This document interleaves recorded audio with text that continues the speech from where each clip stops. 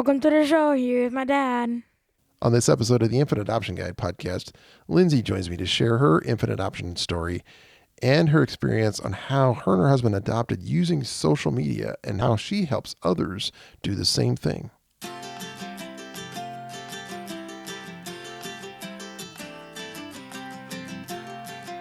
Well, hey there. Welcome back to the Infant Adoption Guide podcast. My name's Tim Elder. I'm a dad of 3 through infant adoption.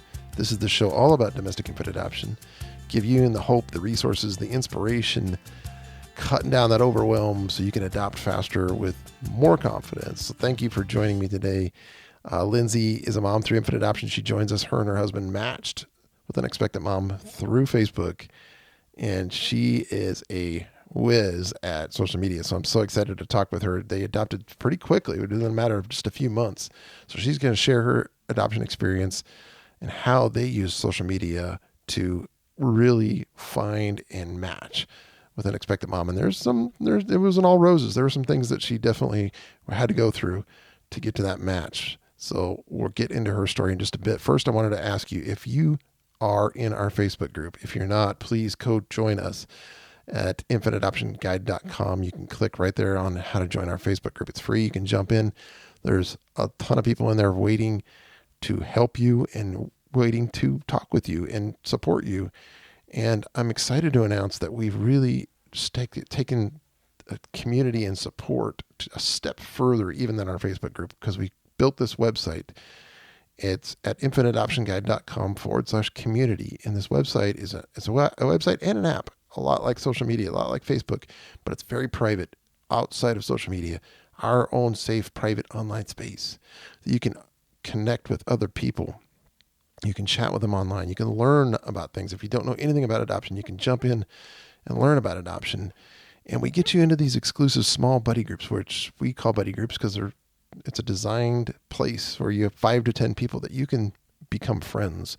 You can have your own private, personal, small support group. We match you in there so you can meet and chat and share experiences inside of the website. You can do it over Zoom, however you guys want to communicate and support and connect with each other in that small group setting to get really personalized help and support. And I'm in there as well. I'm ready to help you and support you and get you on that path to adopt and provide that hope that you need to build your family through adoption. We all want that help. So go to infantadoptionguide.com/community. I'd love to see you inside of that. And I'm willing to give you a free month to jump in there and just try it. So jump in there and get a free month into the community. I'd love to see you in there and ready to help you out. infantadoptionguide.com/community. All right, let's jump into the interview with Lindsay right now. All right, welcome to the show, Lindsay. How are you doing today? I'm great. How are you? I'm doing excellent. Thank you for joining me today. I love having adoptive parents on the show, because especially those who are helping serve the adoption community after you adopt. So you're a new mom. Your little guy's 4 months old now, you said? Yes. He was 4 months yesterday. Awesome. Congratulations. And he's sleeping through the night? I would say about half the nights he is, so I will take it. After those first few weeks or maybe first 2 months, even getting up once or twice a night isn't that bad. So we're doing good. Yes. Any little bit of extra sleep, you have to hang your hat on and count your blessings. Yes. Absolutely. Well, thank you for joining me today. It's going to be a great show talking about a little bit of your story, but then also talking about social media and how you guys use social media to match. And so it's a pretty interesting topic. I've had a lot of people over the years, really, ever since social media really came to pass and came to be, that a lot of people get kind of scared of it and a little worried and not even sure how to use it. So I think a lot of people stay away from it. So I'm really intrigued to hear your story and hear how you used it, and then provide some tips and advice to the folks. So what led you and your husband to start the adoption process? How long ago was this, and how did you jump into it? So that's kind of a twofold answer as far as when we started talking about it, because I can't remember not wanting to adopt. It's just something that's always been on my heart. And so when I was dating, that was kind of one of the qualifications I had for the man that I would marry, is that he had to be open to adoption, because I just knew that it was something I was going to do someday. I distinctly remember talking to my husband about it while we were dating. And just he was super open to it. I can't say that it was something he'd probably ever thought all that much about, but he saw how important it was to me, and we decided that if we got married, it's something we would do one day. And then in November of 2021, we decided we were ready to start talking about growing our family with children, and kind of decided that maybe we weren't ready right now, but adoption can take a while and we wanted to pursue it. So let's start now, because it could be 3 years or longer. And if it happened really fast, like it very rarely does, then we would just roll with it. So um, it wasn't like anything specific really led us to it, other than the fact that it had just been on my heart and was something I always wanted to do. And thankfully, he was really open to that. Awesome. Yes. Yeah. You avoided the, I guess, what a lot of people do run into, the spouse issue of, well, I don't know if I'm ready for adoption. I don't know if I even want to adopt. So that was kind of very nice. You didn't have to go through that. Yes. How did you get to the point where you're deciding on a private infant adoption, and maybe even talk about the differences of private versus agency, and how you came to adopt the way you did?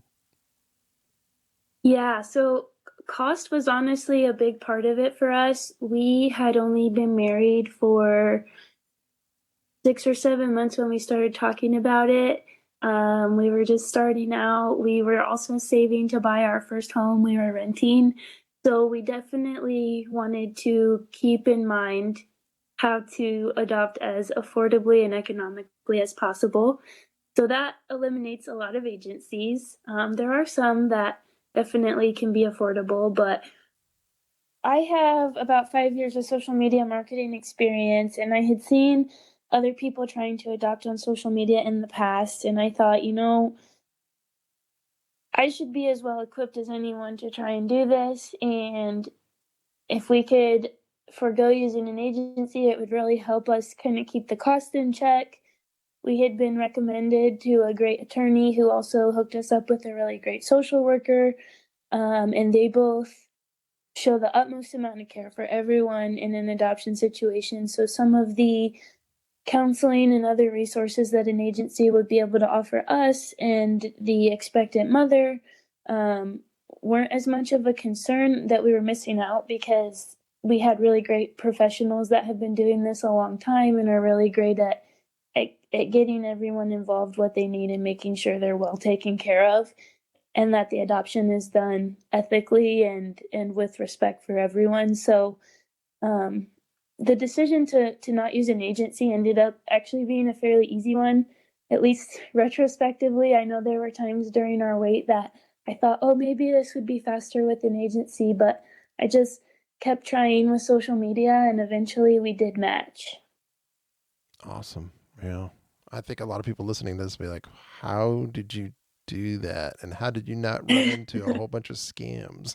I think that's probably the first thing that comes to our mind is, how did you not get so many scams? So did you get anybody that tried to scam you? And well, we'll start with that. Did anybody try to scam you? Did you run into that at all?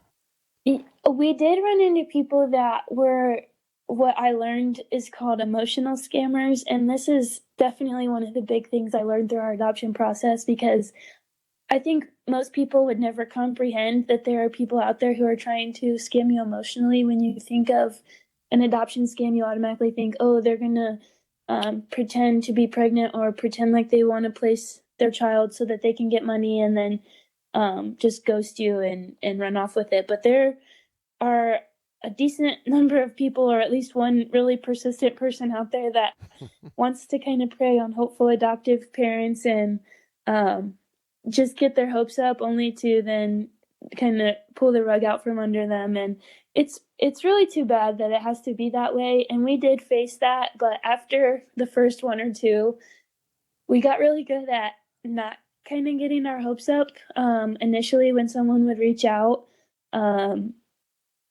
they ultimately, everyone that reached out to us and wasn't legitimate showed their true colors pretty quickly. They either got unreasonably mad for no reason, or just kind of went dark, or weren't interested in ever talking to an attorney, or, there's a lot of things you can kind of ask them to feel out how real they are. And it is intimidating, but it's less intimidating after you deal with a few of them, because everyone I came in contact with showed their true colors, I'm going to say within 2 or 3 days. So if you can just, as hard as it is, kind of keep your emotions in check to start with, you can usually feel it out pretty quickly. And do you send them off to your attorney immediately, or do you try to do something to figure out if they're scamming? I kind of felt it out on my own, just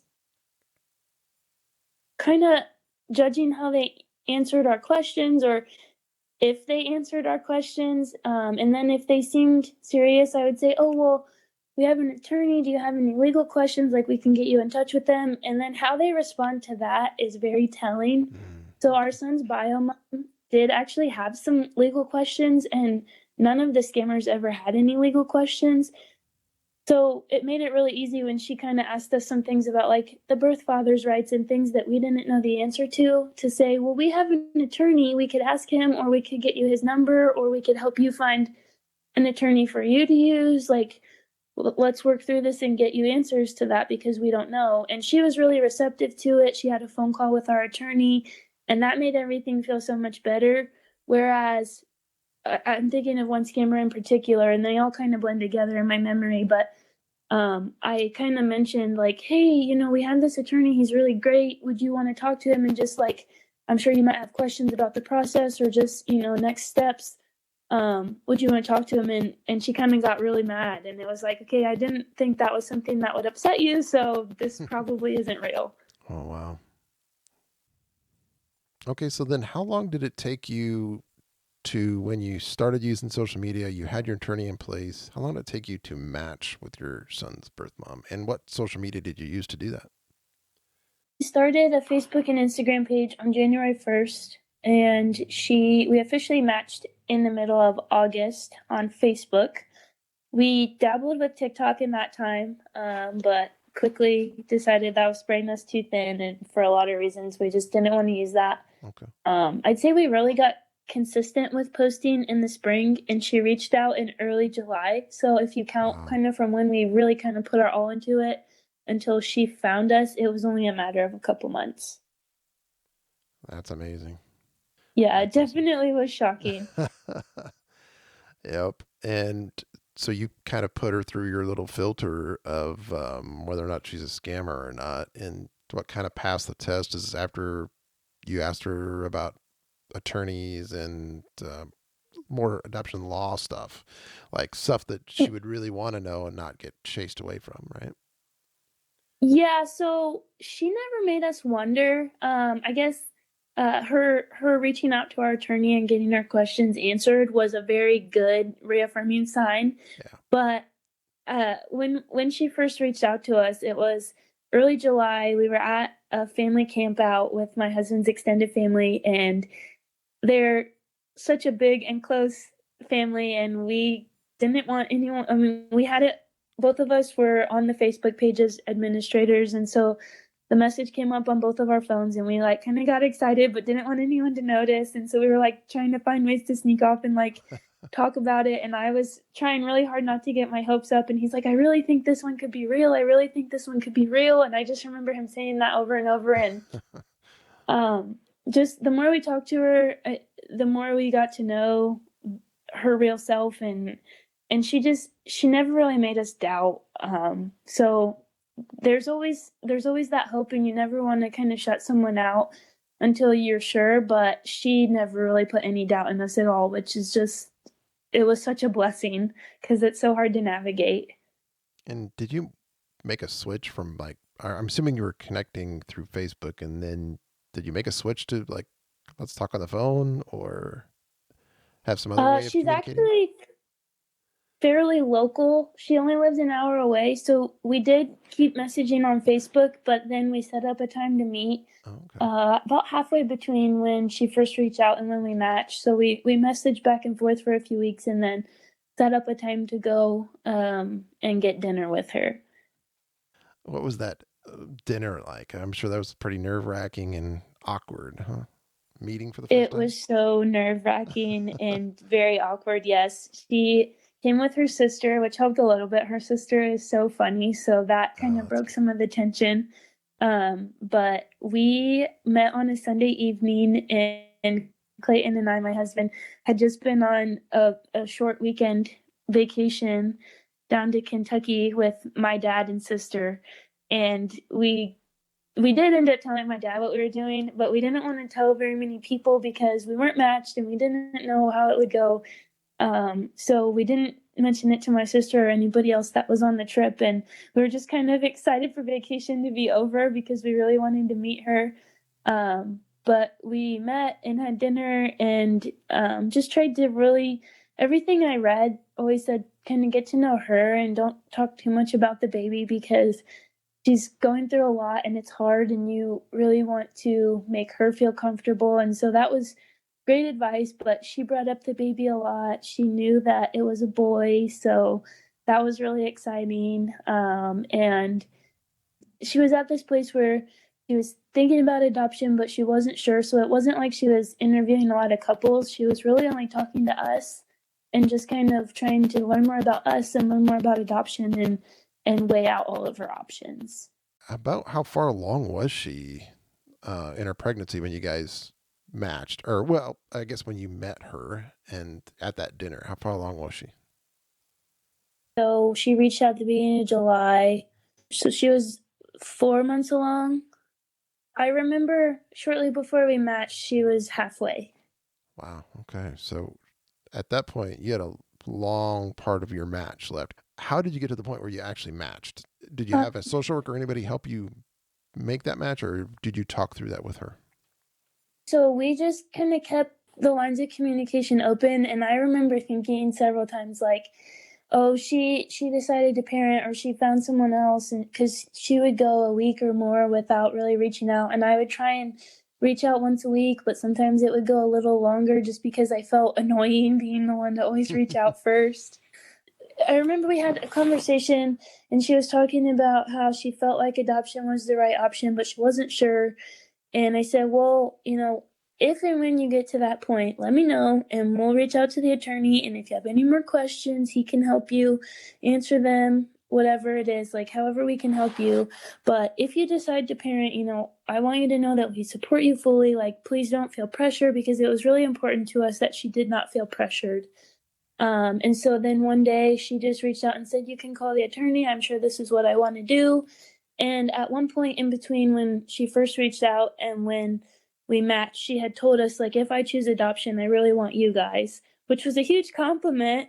But it was also very emotional because it's like, well, now I really want you to choose adoption, but I'm not going to say that because I don't want you to feel pressure. Yeah. Did you feel like being that you were self-matching and stuff and didn't have a social worker? I mean, a lot of us, I think, if you go through an agency or stuff, you have this social worker to kind of bounce ideas off and help you talk through things and use the right language. And did you feel like you were missing something with that, or did you feel pretty comfortable in all the research and everything you've done to have a good conversation and help her through it all? I felt very well equipped from all of the different Facebook groups I was in and the research I had done. I had learned so much about the proper language and all of those things through that. And then I just also have always been pretty active in the pro life movement. And so I learned a lot that way throughout my life as well, because a lot of times adoption plays a role in that. And it's something I've always been interested in and drawn to. So I've spent my whole life learning about it. But I would say someone who maybe um, wasn't always planning to adopt and just kind of dove in would want to learn those things somewhere. Absolutely. Yeah. You get to the point where you're having those kind of conversations and you want to be respectful to the expectant mom, you want to be ethical, you want to, have all Right. those things. That's what kind of brought that question up to me, is the ethics side of it, and you want to make sure you're not getting in the coercion part of, okay, I know you want to adopt and I want you to adopt, so let's just talk only about adoption. And the point Yeah. where the coercion part comes in. So that's why I mentioned that, because I think somebody listening to that really does have to be careful when you're doing a self match, that it may be a good idea to get a social worker involved, just because you might want to run by some of those things if you're not really well equipped to talk. Would you agree with that? Absolutely. Yeah. Absolutely. And she did then, after we contacted the attorney, he kind of set that up with the social worker so that Perfect. she could go through all of that and understand her rights and all of those very important things, which is another reason that I can't recommend using a very experienced attorney and just experienced adoption professionals all the way around. You learn so much every time. Every case is different. And so people who have been through it hundreds of times are definitely an asset. Absolutely. So let's get back to your story. You met for dinner. You're still talking through social media, but not so frequently. You mentioned a week or maybe even two between conversations. And during this time, where you can still put yourself out there on social media like you wanted to adopt? Yes, we were. And I felt awkward about that. But I told her, like, hey, even if you do match with us, we don't want everyone to know right away. So I'm just going to keep posting like nothing's going on. Please don't be offended by it. I just kind of want to fly under the radar. And so then even after we matched, I kept posting as if we weren't matched, just because I knew we had a lot of people in our social media audience that were very invested. And if I just kind of went silent, they would notice. And so I was just very open with her, like, hey, this isn't something we want to put out there yet. But just kind of kept posting. And honestly, before we matched, but when we were talking to her, it was great for me, because it was kind of like, if this one doesn't work out, at least I'm taking steps to actively find the next one. Yeah. Yeah, absolutely. That's what I was thinking when I asked that. I'm like, what if this didn't work out? Would you want to continue? So that makes a lot of sense. Mm-hmm. So when you matched, how did that go? Did she even know what a match was, or did you just kind of explain it like, okay, we're in this together? Or how did that go when you matched? Yeah, I just explained to her like several times, like, we don't want you to feel pressure. If and when you decide adoption is right for you and you want to move forward with us, we can call our attorney and figure out what the next steps are. Because I was like, I kind of know, like, she's going to need an attorney and they're going to need to talk and it's going to be, whatever. But I didn't even know explicitly this is exactly how the next steps lay out. So I was kind of just like, our attorney needs to be involved next. So when you're ready, let me know. And she was really open to it. She talked to our attorney. We got her hooked up with an attorney. And that again was another reason I just knew she was so legitimate and very mature in her decision, because she wasn't afraid to talk to the people she needed to talk to. Yeah, that's really smart. And you're right. It goes back to still having that good attorney, because you got to know the adoption laws in your state, and you were adopting from the same state, which was helpful because the laws are the same, and that attorney knows. And you got to be careful to have the right person know the laws, so you're not messing anything up to the point where you get so far along and something happens that legally isn't correct and it jeopardizes your adoption. So that's smart to have a really good adoption attorney that knows all that. So let's say you've matched now, and she's got this period of time before the baby's born. Are you building this relationship with her, continuing to build this relationship with her? Did you talk about open adoption?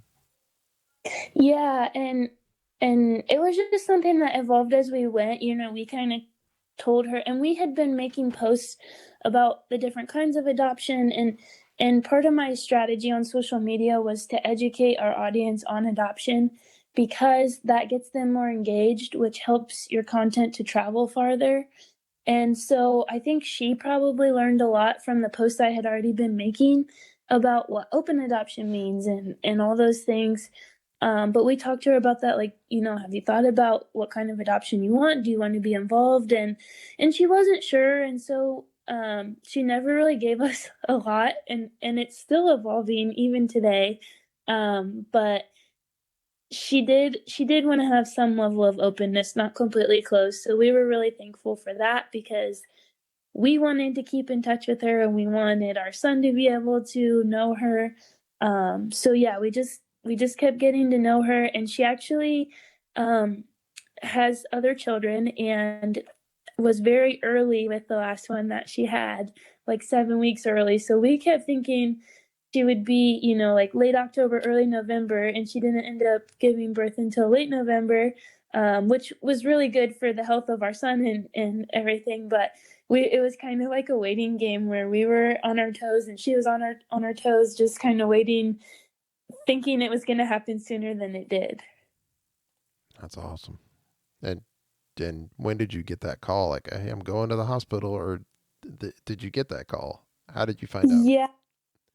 Yeah, it was a Tuesday morning, and I was getting ready for work. I was about to leave in about 5 minutes, and I got a call from a number because we had only been messaging on Facebook up until this point, but we gave her our phone numbers because since we were kind of waiting, thinking it could happen any day, I was waking up in the middle of the night to check Facebook Messenger to make sure I didn't miss anything. Like, I just couldn't sleep. And so I said, if for some reason you try and get hold of us and can't, like, here's our phone number, call anytime, whatever. And so I got a call from a number I didn't have saved, and it had the town that she was from, and it hung up right away before I could answer it. And then I was like, oh my gosh, that's where she lives, but I get a lot of spam calls, like, I don't know what to do.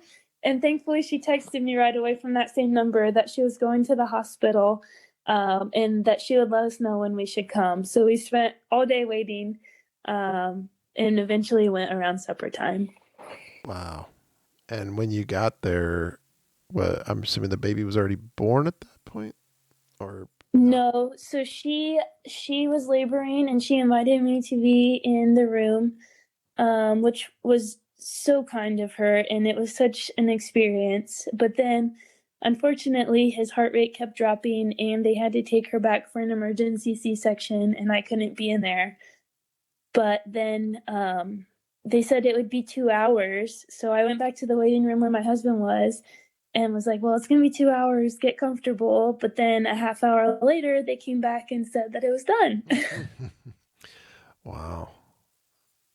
And did she want some time alone with the baby right away, or were you able to go in right away? We went in. She actually had to be put under anesthesia, so she was asleep, but she told them that we could meet him and all that because it would be a little while till she woke up. So we got some time alone with him, which was such a gift. Like, it's just incredible how selfless birth mothers are. Like, they're not already giving you enough, they just keep giving. But she didn't necessarily even want time alone with him. We had a room at the hospital, and it was just down the hall from her, so we brought him down several times. We told her, like, if he wants to leave, just say the word. But she just wanted to spend time with all of us, and it was really nice. It was really special. Was that a difficult time there when you had like such joy that this baby is born, but then kind of hurting for her? Yes, it was. That there's nothing like it. It's so hard to explain that level of bittersweet.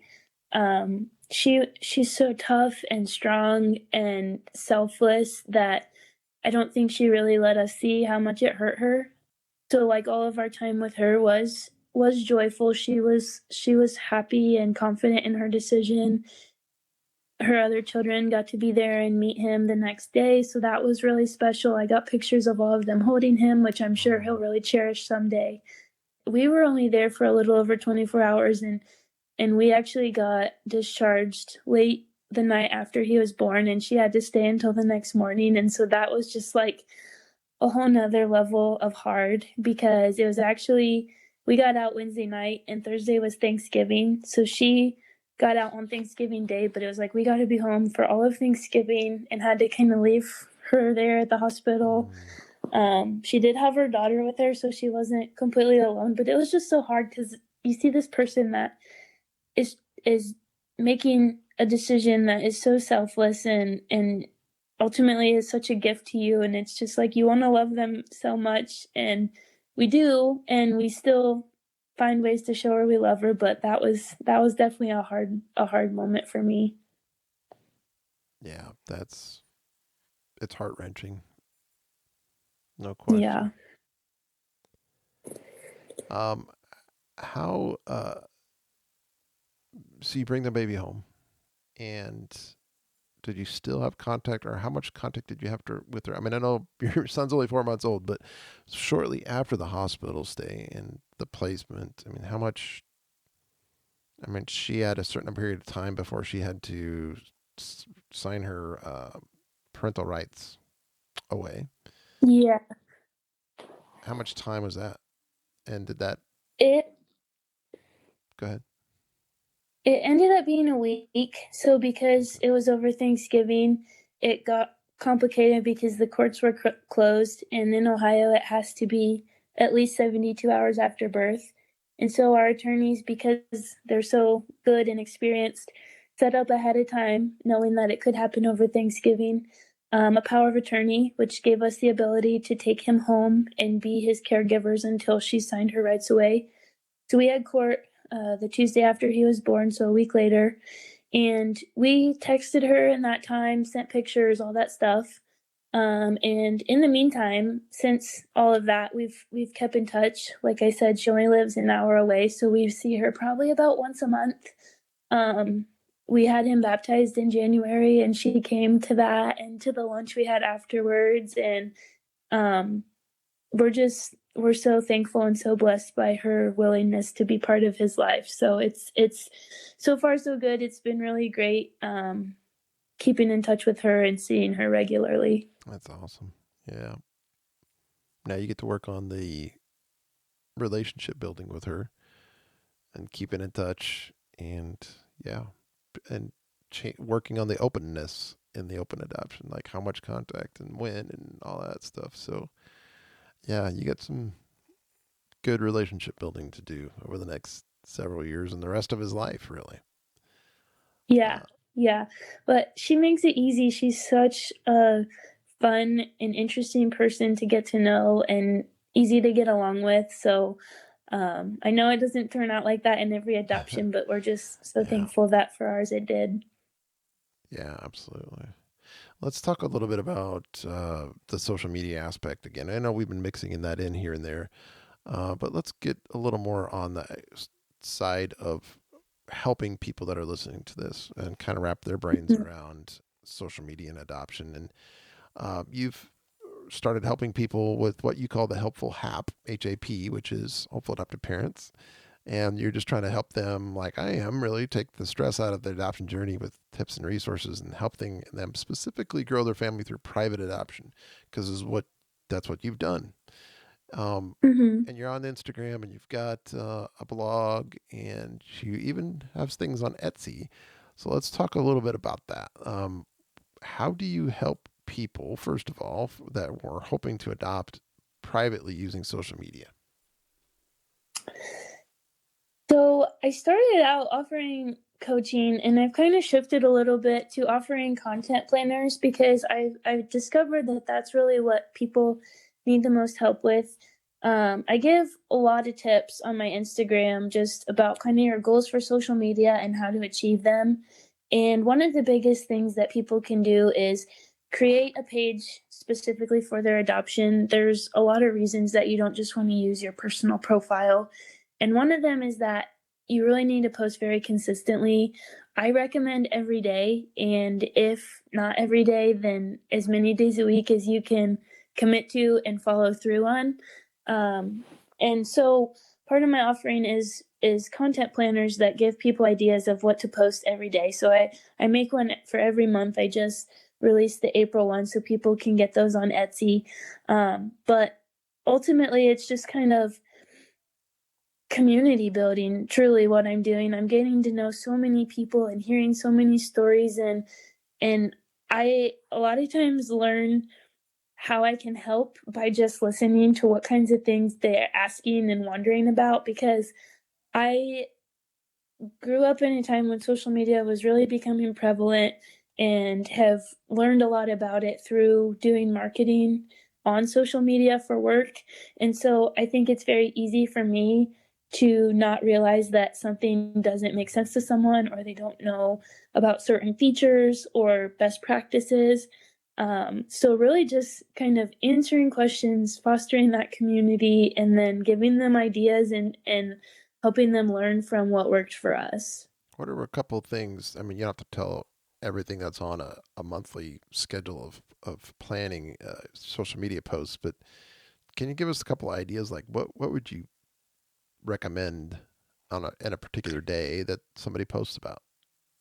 Yeah, it's anything from what you're making to dinner that night to kind of show like what there's a lot of posts about showing what life with your family would be like, because expectant moms want to see that when they come across your page. There's a lot of things about educating your audience about adoption, because that helps people like your random friends from high school or people that you go to church with or whatever, that people are just curious by nature. So providing that education piece gets people more engaged, and people who are more engaged are more likely to react and share your content, which helps your content go farther and get your page in front of more people, which is how you find an expectant mom. So it's really a wide mix. It's suggesting that you post about part of the adoption process and just educate people on it, that you show what a day in your life looks like, that you're strategically asking for shares on your post. You don't want to ask for that every single post because people will get burnt out. And so it's just kind of outlining the strategy that I used and that worked for us. And it's a wide mix of everything. And it can be really hard to come up with something every day. When I tell people I would post every day, they're like, how did you come up with ideas? And honestly, it's just something that comes naturally to me. So I'm really grateful that I get the opportunity to share that with other people. And do you recommend they only post in like one or two social media platforms, like social media or for like Facebook and Instagram? Yes and no. So I think it really depends on the person. For me, it was easy to tackle too, but it's also a slippery slope, and you can get yourself spread too thin very quickly. So I know it's kind of arbitrary, but I would recommend doing as much as you can confidently and competently commit to.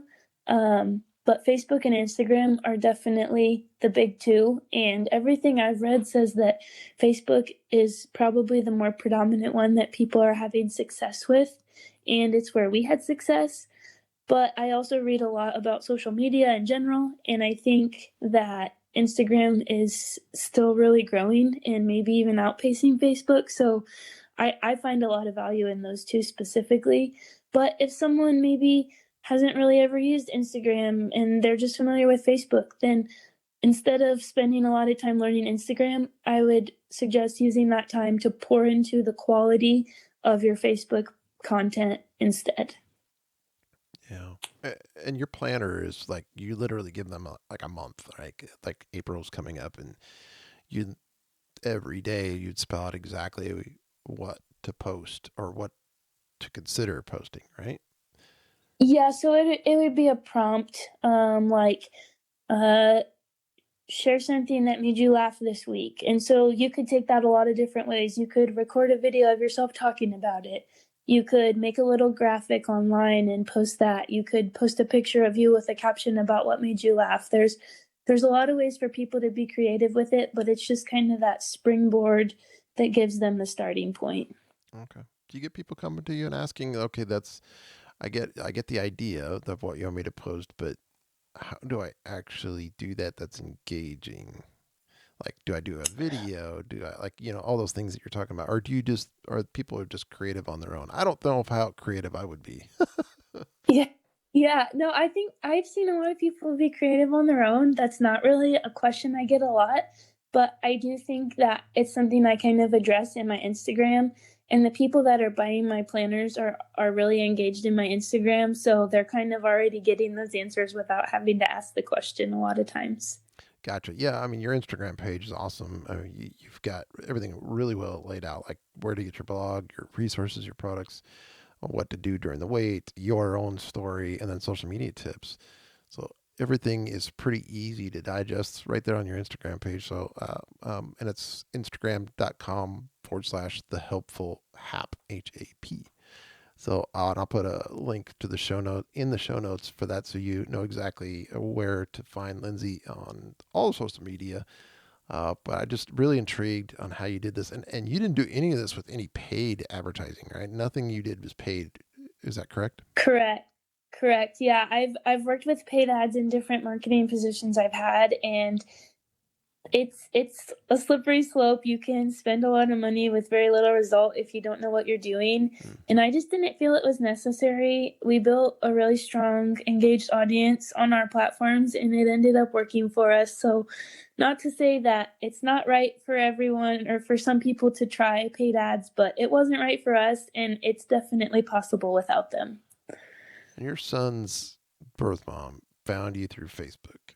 Did you ever did you ask her, like, was it somebody in her world that ended up sharing it with her, or how did she stumble across your Facebook posts? Yeah, I don't know exactly the chain that got us there, like as far as who shares, but I do know that someone she's friends with shared it, and probably one of their friends shared it, and one of their friends might be one of my friends, or however that worked. But somebody in her feed shared it, and she was facing this unplanned pregnancy and had considered adoption, and the rest is history.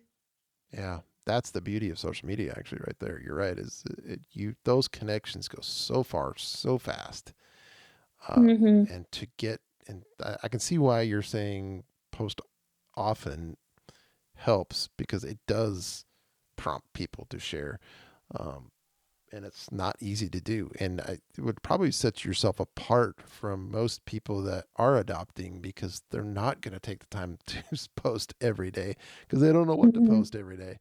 So that's where your social media help comes in, and those planners are huge, because it just takes the guessing out of it. You know what to do. I love that. That's pretty needed in today's world, and I think even outside of a private adoption. So let's just say, I don't know, somebody listening to this, like, I don't know, I don't want to take all the risk in having this private adoption, but I am going through this agency, and I know the adoption laws are okay for me to post, and I would highly recommend making sure your attorney and your agency says it's okay to post through social media like this. But say they wanted to do that with an agency, I mean, I think you could still do that, and your post could lead somebody to, if they contact you, go right to your agency and say, okay, great, I'm glad you're reaching out to me. Here's the agency that we're working with.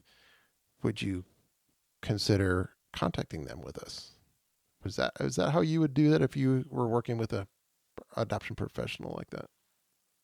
Yes, absolutely. I think even I've heard of several agencies that encourage their hopeful adoptive couples to work on the self-matching on Facebook or Instagram, in addition to what the agency's doing for them, just because of how great of a resource social media is. And there's so much out there about how social media can be a bad thing and it can be addictive and whatever, but it really is such a powerful tool when used correctly, that agencies are even recommending that, exactly as you said. You can do something every day or every few days to put yourself out there. It's just an extra way that you can put yourself out there, and people that you are friends with on your Facebook, for example, you might have went to high school with them or played a sport with them or whatever it is. They get more excited than you might expect, and they want to help, because adoption is such a beautiful thing. So many people want to help. So if you make a post and they see it on their page, then they want to share it, and then that opens it up to a whole new community of people that are seeing it. And so like you said, it can spread really fast, and it's just a great way to kind of increase the exposure you're already getting from your agency. And it's something small you can do every day that it gave me a lot of pride and I guess satisfaction that I was taking a small step every day. Everything I put out there was hopefully getting us one step closer to adopting. Absolutely. Did you use any video, like with audio? I know, and Instagram is easy to use the little clips of video, but that are muted with text. But do you use any video, like you actually saying something in a video that you would post on Facebook or Instagram? We did, I think, just once. And if I could do it again, I would do more of that because video is really growing on social media. All of the industry newsletters I get on social media talk about that. But we did it when we we did a puzzle fundraiser. So when we kind of introduced that to our audience and just asked them to support us in that way, we used video, and it performed well. The content went really far and people reacted to it. So I always recommend people use video. Yeah, awesome. Yeah, I recommend that too. I mean, profile videos made us connect with all of our kids as birth parents. I mean, and we made 2 to 3 minute videos, not probably 20-second clip, but you can absolutely do that. And it may be even easier than making a whole 2 to 3 minute profile video. And you can do a 20 seconds like, hey there, this is us cooking. This is our favorite dish we love to cook. And it's just you in the kitchen making your favorite dish for about 20 seconds. I mean, I can see that being an easy thing to do. And the thought, like you said before, is always with the thinking of how am I going to show what life is like in our family? Because that's really what expectant moms are looking for. Mm-hmm. So I think video is huge. Yeah. And anybody that needs help with video, I mean, I think you can go right to Lindsay. We have a product called Adoption Profile Videos Made Easy that will help you figure out what to put in videos as well. So video is definitely a way to go, and it has been for a while, even more than ever now. Though you're holding a video camera in your hand with all the phones that we've got these days. While we're wrapping up, or before we wrap up, I just want to ask you just a couple things about maybe some lessons, important lessons that you would hope to pass on to families who are hoping to adopt through social media. Yeah. So one is definitely that if you feel some kind of calling to adopt or some kind of pressure, I don't want to say pressure, some kind of calling to adopt or reason to adopt, definitely pursue it. I know I had a lot of moments of doubt, even though this is something I feel like the Lord put on my heart from a very young age.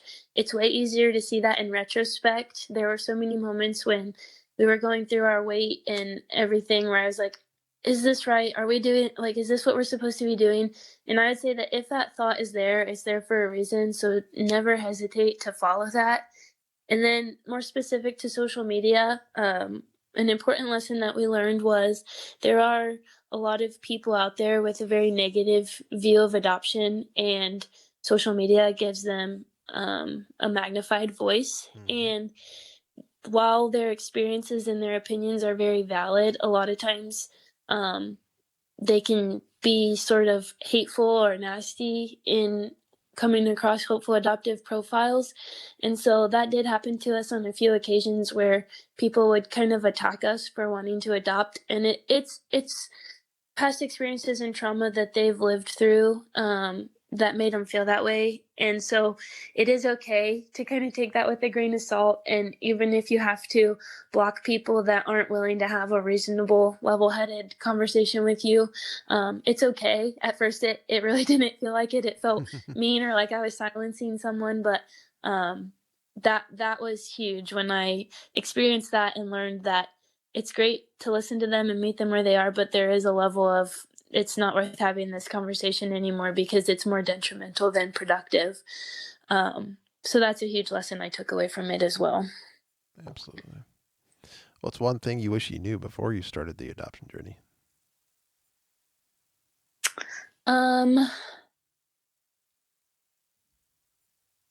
I think it's that. It's just that I always thought of adoption as a good thing, and I was naive to think that everyone felt that way. So it was really interesting to learn about people that aren't as positive about it, and just kind of hear where they're coming from. Yeah, and that's a hard one to take in. You're right. When you realize how much negativity is out there, it's hard to wrap your brain around when we view adoption as such a beautiful thing, and it is. Mm-hmm. Well, as we Yeah, wrap up, absolutely. how can folks? We talked a little bit about how they can connect with you. Where would you recommend sending them to just get in touch with you? You can help people out and show people how you can help them. Yeah, I would say go to my Instagram. It's at the helpful hap, HAP. I check it several times a day. I try and interact with people as often as I can on there, and it's linked to my blog and my Etsy shop as well. I hope to maybe start a Facebook page for the helpful hap sometime, but I need to make sure that I'm not spreading myself too thin. As a new mom and someone who's trying to really get good value out of everything I'm trying to do, but Instagram is probably the best place to find me. Yeah, an easy way to communicate too, through messaging Absolutely. on Instagram. Yeah, absolutely. Awesome. Well, thank you so much for coming on, sharing your story, sharing your unique perspective with adopting through social media and connecting in that private adoption way and having the attorney and all that. That's just an amazing story. And like you said, it isn't for everyone, but there are several different ways. That just shows there are several different ways to adopt, different ways to go about these things. And you absolutely can do it this way. And I'm so glad you're helping people figure out how to do that if it's really something that they want to do. And I'm sure you can reach out to Lindsay if you're listening to this, and you can reach out to Lindsay and go, here are my concerns still that I don't know about. And I'm sure you'll be willing to help work them through those things and figure out if it is right for them. And that would be through the Instagram page, right? That would be the best way to connect with you. Okay. Yep. Through Instagram, that's the best way. I love when people reach out to me and ask questions or share what they're facing. Awesome. Yes, I can totally see that. And I appreciate you doing that. And thank you for coming on and sharing your story. You did a great job. Thanks so much for having me. All right. Great interview with Lindsay. I'd love to hear just a different way to adopt, a different way. And it might scare you to think about, oh, I don't want to get into the social media thing and having to deal with all that. But there's various levels of using social media. I hope you caught that in the interview. There's various ways to use social media. It doesn't always have to be just like Lindsay and her husband did, which is finding and matching and connecting with that expectant mom through Facebook. And I hope you go and check out all of her stuff, The Helpful Hap, HAP. And she's on Etsy, she's on Instagram, she has her own blog. But the best place to connect with her is on Instagram at The Helpful Hap. So I hope that really helped you and inspired you to go check out different ways and different things to do on your adoption journey. I want to do one more thing to see if I can help you on your journey, and that's help you find the right adoption agency. I got a free resource for you. It's called How to Find the Right Adoption Agency in Just 4 Steps. It's a free resource, free guide. Walks you through how to find the right agencies, evaluate them, and then choose the right one. Go to findmyadoptionagency.com. You'll see how to get the free guide, and you'll see the course. If you really want to dive in deeper, if the guide's not enough for you, you really want more help, more information, a lot more resources and guides, and really walking you through step by step on how to get that right agency, we got the online course there for you too. Findmyadoptionagency.com. Thank you so much for joining me today. You're in my prayers as you go on the journey to build your family through infant adoption. God bless. We'll talk to you next time.